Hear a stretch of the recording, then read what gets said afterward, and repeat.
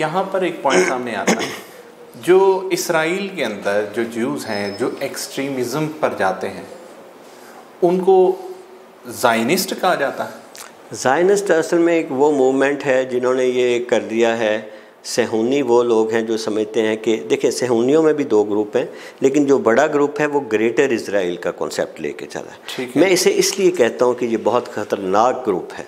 देखें, greater Israel का मतलब ये है, आप ज़रा सोचें, इंसानी अकल मातम करना शुरू कर देती है। हमने जो इंसानियत ने 1000, 2000, 4000 सालों में सीखा है उसकी बर्बादी इन लोगों के हाथों से हो रही है।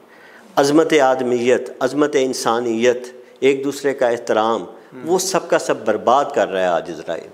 हुआ ये कि इन्होंने ग्रेटर इज़राइल का कॉन्सेप्ट ये है कि जो फर्स्ट डायस्पोरा हुआ और सेकंड डायस्पोरा हुआ, जब इनको मार पड़ी है ये मुख्तलिफ दुनिया के इलाकों में चले गए। अब उन मुल्कों ने तो इन पर एहसान किया।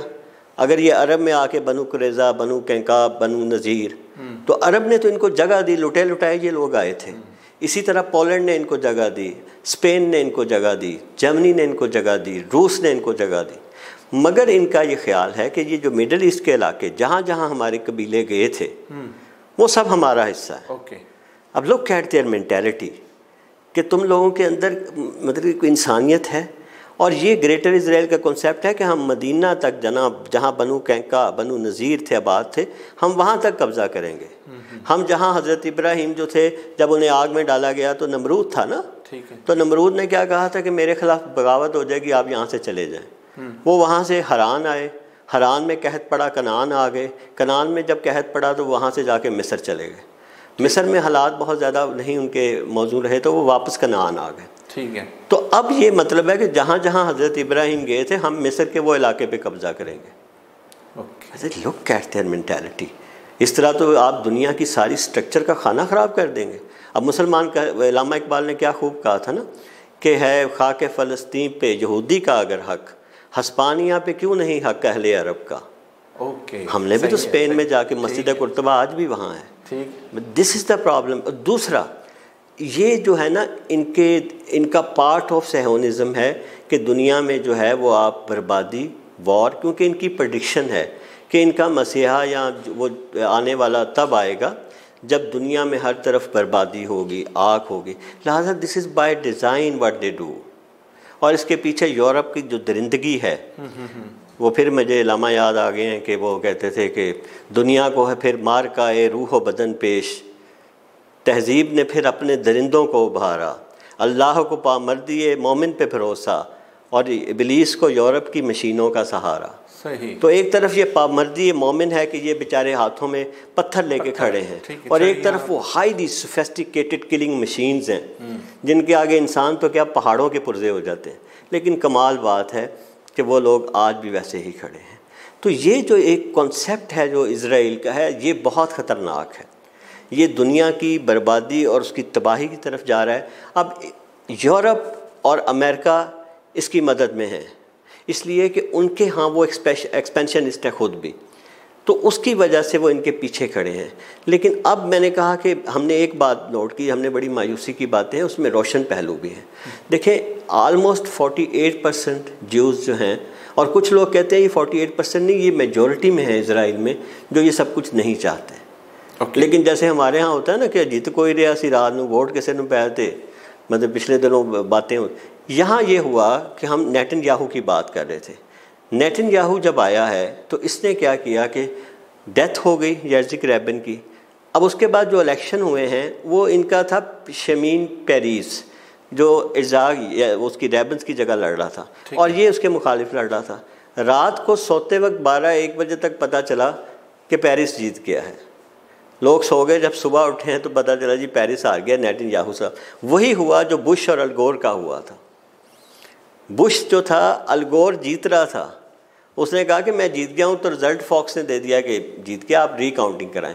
रीकाउंटिंग हो रही है तो उसके वोट बढ़ गए हैं, तो सुप्रीम कोर्ट का ऑर्डर आ गया कि रीकाउंटिंग रोक दो, और अलगोर हार गया और ये बुश साहब जो प्रेसिडेंट। अब दिस वाज बाय डिज़ाइन। एक तरफ बुश आया है और दूसरी तरफ जो है उसी वक्त बुश के आने के बाद नेतन्याहू अपनी सेकंड टर्म में आएगा, उसको हम फिर जिक्र करते हैं।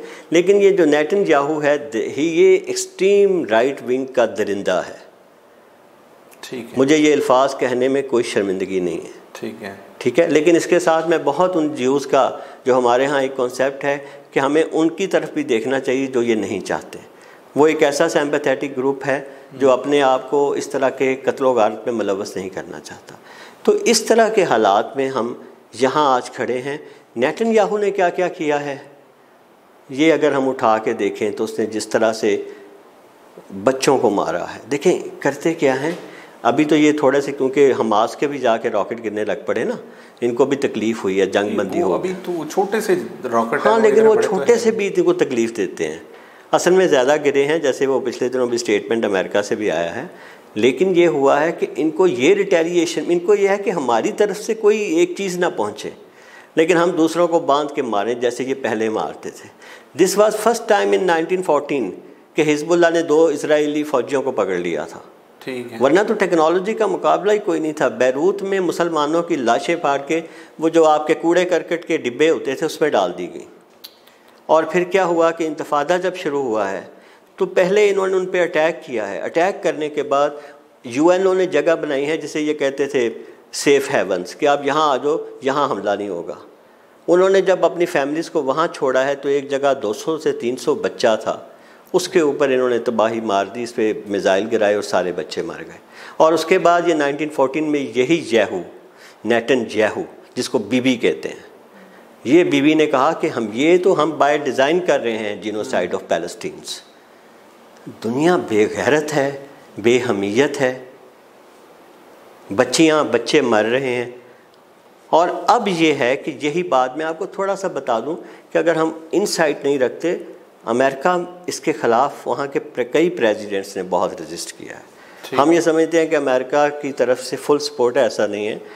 क्लिंटन ने, आपको पता है, ओस्लो अकॉर्ड कराया, और जब नेतन्याहू आ गया इसने क्लिंटन से इनकी इतनी अंदर, आप सोच सकते हैं, हमारा जब प्राइम मिनिस्टर जाता था वो बेचारा चिट्टे निकालता था अमेरिकन प्रेसिडेंट के सामने, उसकी टांगें कांप रही होती थी।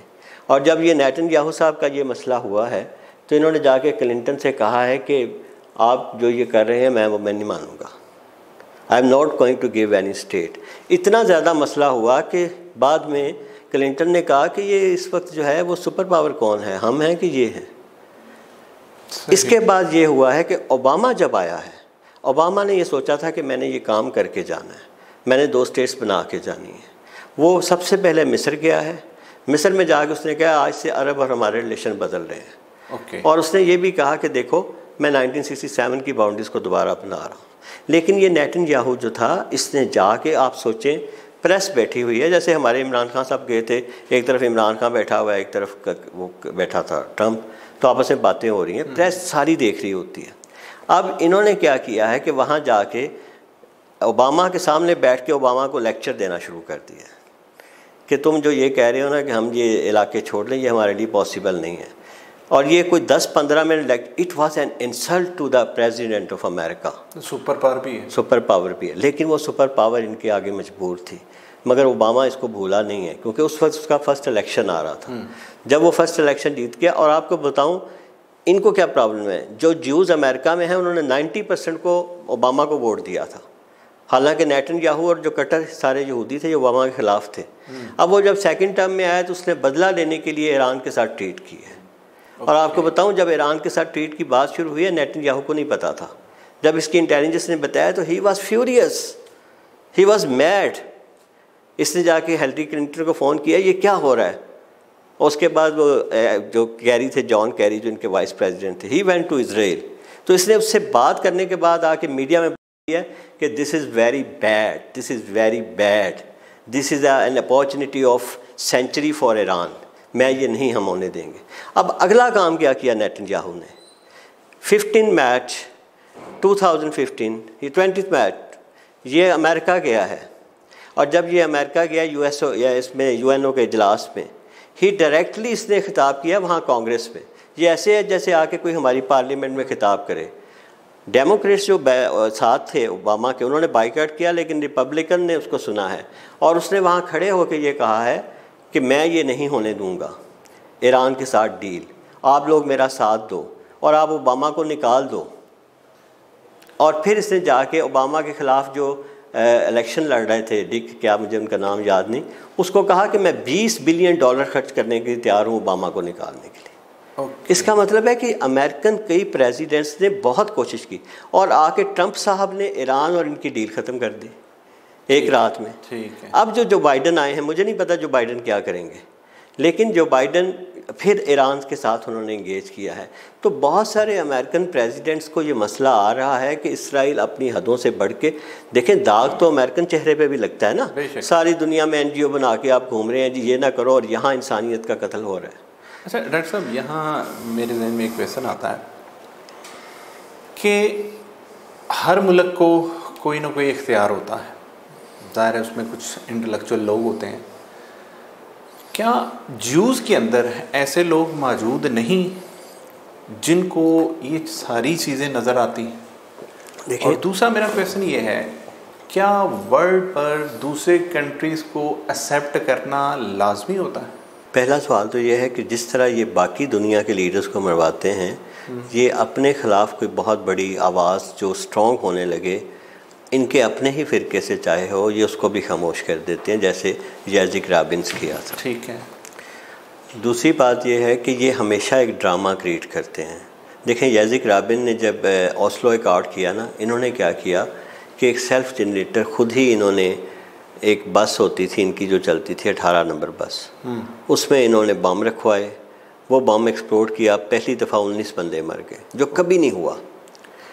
उसके 10 दिन बाद दोबारा 18 नंबर की एक बस में बम एक्सप्लोड किया, 3 बम एक्सप्लोड कराए। अब ये ज्यूस को मौका, और साथ ही अपने बैनर्स बना के बंदे भेज दे कि पीस इज़ किलिंग अस, आपने जो माहदा किया उसका बदला हमें ये मिल रहा है। सही। Now this was the design. जब भी देखें आज क्या हुआ है कि जैसे ही जो बाइडन आया है, साथ ही इसराइल ने गज़ा पे अटैक कर दिया और ये बताना शुरू किया। वो ये कहता है कि देखें जी, हमें तो सारी दुनिया ने मारा था, हम तो एक बड़ी छोटी सी कम्युनिटी हैं, चारों तरफ अरब हैं, वो हमें किसी वक्त भी मार सकते हैं, इसलिए हमें तो अपनी सिक्योरिटी के लिए इनको मारना है। तो द वेरी पुअर लॉजिक। अच्छा, अब उसके बाद ये हुआ कि ये एक इस तरह का डिज़ाइन रचाते हैं। 1972 में जब इनके ज़रा आवाज़ पैलेस्टीन की सुनी जा रही थी, और उस वक्त बहुत सारे अरब कंट्रीज़ जो थे, क्योंकि सोवियत यूनियन भी था, तो अमेरिका के ब्लॉक में थे और अमेरिका को उनकी बात सुननी पड़ती थी। तो ये समझा जा रहा था कि कोई ऐसा अकॉर्ड हो जाएगा कि इन दोनों मुल्कों को अलग-अलग, जैसे कि मिस्र के साथ हो गया था। अचानक एक इज़राइल का त्यारा अगवा हो जाता है और उसे कैरो में उतारा जाता है, और उसको छुड़ाने वाले कमांडर में एक शख्स वो है जिसका नाम था नेतन्याहू। ओके, ठीक है। और वो नेतन्याहू और चंद लोग जाते हैं, और वही था ना ये 4000 किलोमीटर के फासले पर जाके इन्होंने अटैक किया था, इनकी मोसाद ने। ये जी हाँ, मिस्र में इन्होंने अपने बंदे भेजे, लेकिन इट वाज ऑल प्लान्ड। बाद में इन्होंने एक्सेप्ट भी किया कि ये हमने खुद किया था। लेकिन उस वक्त क्या हुआ, सारी दुनिया में इन्होंने फैला दिया जी कि PLO के दहशतगर्दों ने, फ़लस्तीन के दहशतगर्दों ने ये काम किया है, इसलिए ये तो दहशतगर्द लोग हैं, इनके साथ हम क्या मुआहदा करें। हाँ, उसमें ये हुआ था कि जितने ज्यूस थे उनको रख लिया गया था, बाकियों को छोड़ दिया गया था, उनके जो डिज़ाइन। अब देखें कि ये इनकी साजिशें यही नहीं रुकती, ये सिर्फ एक डिज़ाइन करते रहते हैं। अब ये है ना, वो अल्लामा इकबाल कहते थे कि वो जो शय की हकीकत को ना देखे वो नज़र क्या। तो ये तो आपने कहा कि क्या बाकी कौमों में ऐसे इंटेलेक्चुअल्स हैं? अगर हैं, होते तो हैं, ऐसा नहीं हो सकता कि अगर हम 2 बंदे यहाँ बैठ के बात कर रहे हैं, हमसे ज़्यादा बहुत ज़्यादा इन्वेस्टिगेटिंग माइंड्स हैं, बहुत ज़्यादा रिसर्च करने वाले लोग हैं और वो काम करते हैं। लेकिन मसला ये है कि फिर देखें, इन्होंने इतने अक्लमंद लोग थे कि एल्डर्स ऑफ प्रोटोकॉल में इन्होंने इकोनॉमी के बाद दूसरा मीडिया को कंट्रोल। सही। आपको नहीं पता, इवन आपका मीडिया जो है सारी बातें नहीं बताएगा, इस कदर इन लोगों का कंट्रोल होता है। और वो डायरेक्ट नहीं होता, ये नहीं हम कह सकते कि यहाँ यार कोई ज्यू बैठा हुआ है, नहीं, इनडायरेक्ट होता है, रोशन ख्याल, इनलाइटेंड। आप लोग फंडामेंटल इसकी बात ना करें, आप अपने लोग, आपके मजहबी लोगों की तरफ ना जाएं, इस तरह की बातों के साथ सबको कंट्रोल किया हुआ है। और अमेरिका में तो ये हालत है कि डायरेक्ट जो हमारे वो वज़ीर ख़ारजा ने कहा जाके कि बीबी इनकी तो हमारी सारी दुनिया में मौजूद है और इनके तो पॉकेट्स मौजूद है जहाँ इनके ख़िलाफ़ बात नहीं करने देते। तो उसने कहा I will take it that anti semitic. तो ये जो हकीकत है, अब इस वजह से क्योंकि मीडिया उनको प्रोपेगेट नहीं करता, मीडिया एक ही चर्चा कर। अब देखें होता क्या है, फॉक्स चैनल, CNN चैनल, एक मजलूम कौम के ऊपर दूसरे लोग हमला कर रहे हैं, बम्बार्डमेंट कर रहे हैं, लाशें बिखरे हैं। क्या इसके लिए लफ्ज़ वायलेंस है? Violence erupted in middle east. फिर इसके लिए क्या लफ्ज़ यूज़ होता है? War. War is between two armies, एक जैसी आर्मी, लेकिन वो वर्ड हो रहा है वॉर। ये हैं वो घड़े घड़ाए लफ्ज़ जो इनको दिए जाते हैं। और फिर किया जाता है the Hamas terrorist, the people who are fighting for their freedom, they are the terrorist. अब उनके मतलब कहा जाता है कि उन्होंने रॉकेट लॉन्च किए हैं। वो जो इमरान खान ने पहला चौनिस्की का बयान लिखा था ना, उसका स्टेटमेंट, कि तुम मेरे आके भाई को मार दो, तुम मेरे बच्चे को दफन कर दो, तुम मेरे सहन पर आके कब्ज़ा कर लो, तुम मेरी गलियां सड़कें बर्बाद कर दो, और अगर इसके बदले में मैं एक रॉकेट चलाऊं तो तुम कहते हो ये रॉकेट क्यों चलाया है। सही। तो यही वो बात है जो कि वेस्टर्न मीडिया ने प्रोपेगेट किया। उनके लोगों को ये बताया, ये मैसेज जो हम तक आता है पहले नहीं जाता था। इस दफ़ा सोशल मीडिया ने अलबत्ता तब्दीली ले आया। अब वहाँ के जो ब्लैक लाइव्स मैटर हैं उनमें भी ये भी आ गया कि Palestinian and Arab lives matters too. ठीक है। क्योंकि अब इसकी बाउंड्रीज जो है ना वो फैल गई हैं, और शायद यही वजह है कि दुनिया का प्रेशर इतना ज़्यादा पड़ा है कि बहुत सारे फैक्टर्स के साथ इनको ये भी रोकना पड़ा है। अच्छा डॉक्टर साहब, ये तो सारे मसले हमारे सामने आए, लेकिन मुसलमानों को और ख़ासकर पाकिस्तानियों को क्या ऐसा करना चाहिए कि हमारा कंट्रोल हो सके या हम इन तमाम मसाइल को हल कर सकें? ये सबसे अहम बात है, और इसके लिए मैं थोड़ा सा ये कहूँगा कि एक फ़िलासफ़र था हैगल, और वो जर्मनी के फ़िलासफ़र थे। तो हैगल से अल्लामा इकबाल ने मुलाकात भी की थी। हैगल की इस मामले में एक फ़िलासफ़ी है कि आप अपने दुश्मन से जो मर्ज़ी करें, नफ़रत करें, लेकिन ये भी देखें कि आपका दुश्मन कामयाब क्यों है। ओके। और उसकी जो कामयाब चीज़ें हैं उनसे नफ़रत ना करें। देखें जो ज़ायोनिस्ट ने किया था, ज़ायोनिस्ट हमसे ज़्यादा बुरी हालत में थे ये ज्यूस, लेकिन उन्होंने क्या किया कि एक दिन, और ये जो था ह्यूजल, ये जो थियोडोर हर्जल था, ये कहता था कि what is talked about is not a fairy tale. जब आप एक चीज़ पे बात करनी शुरू कर दें तो फिर वो अफसाना नहीं रहता, वो हो जाता है।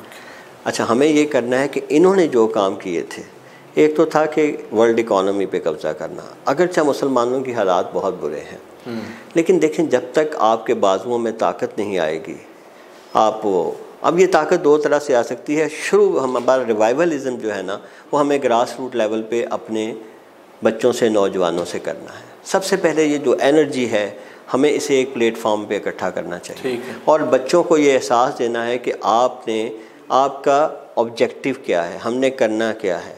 हमने आने वाला वक्त जो है उसमें हमें सिर्फ हज़रत इमाम मेहदी के इंतज़ार में नहीं बैठे रहना, हमें ख़ुद करना है। अल-कुद्स वो जगह है जिसकी तरफ हज़ूर सल्लल्लाहु अलैहि वसल्लम अपनी ज़िंदगी के 11 से 12 साल उसके आगे उसकी तरफ सर झुकाते रहे, जिसे किबला अव्वल कहते हैं। फिर ये मुसलमानों की अज़मत की निशानी है। ये वो जगह है जिसे हज़रत उमर ने मुआहिदा करके ली, जो मुआहिदा आज तक कायम है। अच्छा, अब इसके लिए दूसरा मसला, पहले तो बच्चों को और कौम के जहन को, जिसे मैं कहा करता हूँ कि हमारा आइडेंटिटी क्राइसिस का मसला है, हमें पता होना चाहिए करना क्या है। दूसरी बात ये कि हमारे मुखय्यर हज़रात को ऐसे लोगों की मदद करनी चाहिए जो इस तरह के काम के लिए आगे बढ़े। फ़र्ज़ करें हम अगर चलते हैं, हमारी ये गाड़ी जो है पैसे के पहिए के बगैर नहीं चलेगी। बेशक। तो दूसरा काम ये है कि हमारी तरफ से इसके फ़ंड्स और इन चीज़ों को इकट्ठा करके हमें इसे एक तहरीक के तौर पे, और ये सिर्फ़ एक मुल्क में नहीं होनी चाहिए, हमने पॉलिटिकल नहीं होना, लेकिन इस तहरीक को नज़रियाती तौर पे बाकी मुल्कों में भी लेके जाए। मैं समझता हूँ इस वक्त इस्लामी दुनिया की जो यूथ है वो तैयार है और इंतज़ार कर रही है कि उसे कोई प्लेटफॉर्म मिले, लेकिन वो अवेलेबल नहीं। और तीसरी चीज़ जो करने की है, और वो हमारे लिए बहुत प्रैक्टिकल है, वो है मीडिया। आज भी हमारे मीडिया में दर्द दिल रखने वाले लोग मौजूद हैं, अगरचे हमने बहुत टाइम ज़ाया कर दिया, लेकिन हमें इन लोगों को दोबारा इकट्ठा करना चाहिए, और हमें अपनी, ताकि हम जो बात करें वो मौसर तरीके से लोगों तक पहुँच सके। और जब ये काम हम कर चुके हैं तो इसका ये है आइडियोलॉजिकल बेसिस। इसके बाद हमें अपने वो काम करने पड़ेंगे। सिटिंग आइडल नथिंग डूइंग से कुछ नहीं होगा। है जुर्म ज़ईफ़ी की सज़ा मर के मफाजा। बेशक। तो हमें ये काम करने हैं और आज से ही करने हैं।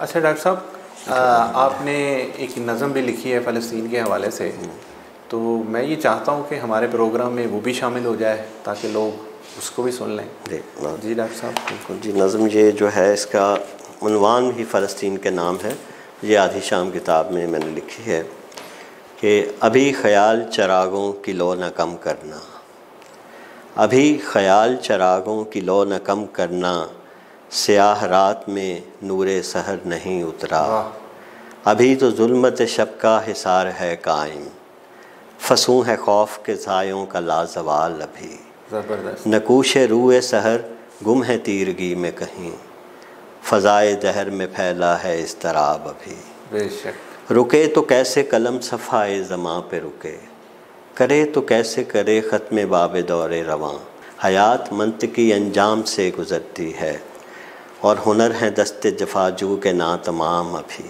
ठीक है, हुनर है दस्ते जफाजू के ना तमाम अभी, सितम शियार की गर्दन का खम नहीं निकला, गवाह खून के छींटे हैं फर्श मक्तिल पर, जुनूबी शोरश कातिल से कम नहीं निकला, न जाने कितने गिरे और कितने गिरने हैं, सरों का राह वफा में कोई शुमार नहीं, ठहर ही जाए ये मुमकिन है बाजुए जल्लाद, मगर हजूम में सफ़ा का कुछ एतबार नहीं, अभी ख्याल की चिंगारियाँ सुलगने दो, अभी ख्याल की चिंगारियाँ सुलगने दो, जो आग दिल में लगी है लगी ही रहने दो, अभी मयाने हको शर है मार के बाकी, फलक दरीचों से रोशन अज़ा नहीं उतरी, स्याहियों के फरस्ताद दंदनाते हैं, अभी जो धूल उड़ी है उड़ी ही रहने दो, अभी जो धूल उड़ी है उड़ी ही रहने दो।